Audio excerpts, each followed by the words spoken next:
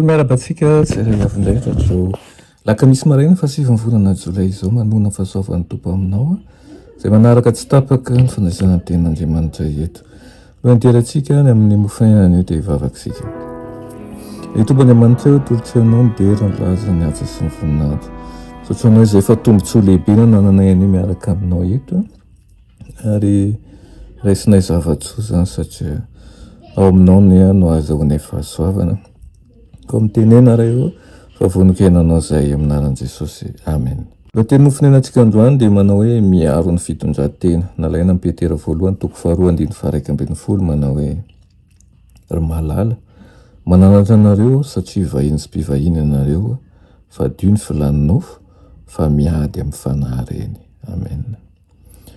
Misy fambanina manaitra eo amin'ny fomba firesaka amin'izao andro izao izay maneho tsy fahamendrihana ara-tsaina sy ara-pitondran-tena.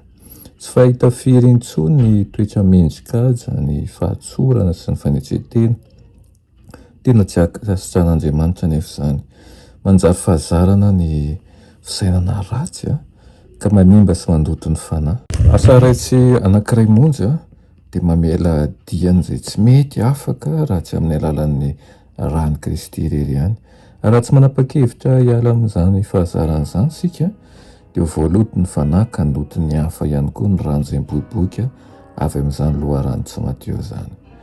Misy lehilahy sy vehivavy izay miantso fakam-panahy mipetraka eo amin'ny toerana izay ahatonga zalai-panahy izy dia eo amin'izay eo amin'izay izay tsy ahafahany mifidy mihitsy eo vao maika izy eo mipetraka eo ka miaroaro ao anatin'ny fiarahamonina ratsy. Ny fomba mety indrindra iarovan-tena amin'ny ota dia ny fitandremana tsara eo mpanaovan-javatra amin'ny fotoana sy ny toe-javatra rehetra ka tsy hanao ninoninona tsy ampiheverana aoka hanana afatahorana n'Andriamanitra mandrakariva dia ho azonao antoka fa manao an'izay tokony hatao ianao.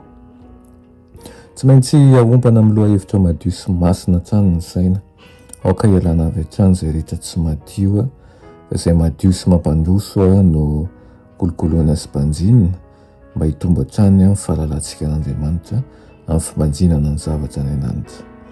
Manapa-hevitra ny hanatratra foto-kevitra mody sy masina.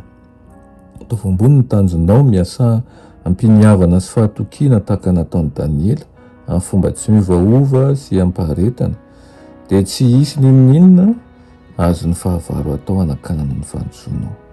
Na eo aza ny fanelingelenana ny fiovana na ny zavatsarotra dia afaka mitombo hery ianao, afaka mitombo ara-hery ara-tsaina ara-pitondran-tena ka ny fanahin'i Kristy no hiambina anao sy hiaro anao ary ny fanahy masina no hankahery anao sy hampatsiahanao ny lafin'ny fahamarinana sy ny fitondran-tena tsara indrindra tokony atao.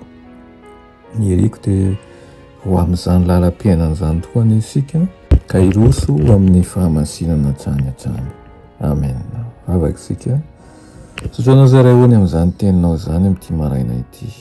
Apetraka eo am-pelantananao ny fiainanay raha io fa raha ny herinay ihany dia lava izahay fa tsy matohatra amin'ny fakam-panahy fa aoka ianao izay efa nandresy izao tontolo izao hanomenay ny fandresera ary hiaraka aminao tokoa izahay. Anaran'i Jesosy. Amen.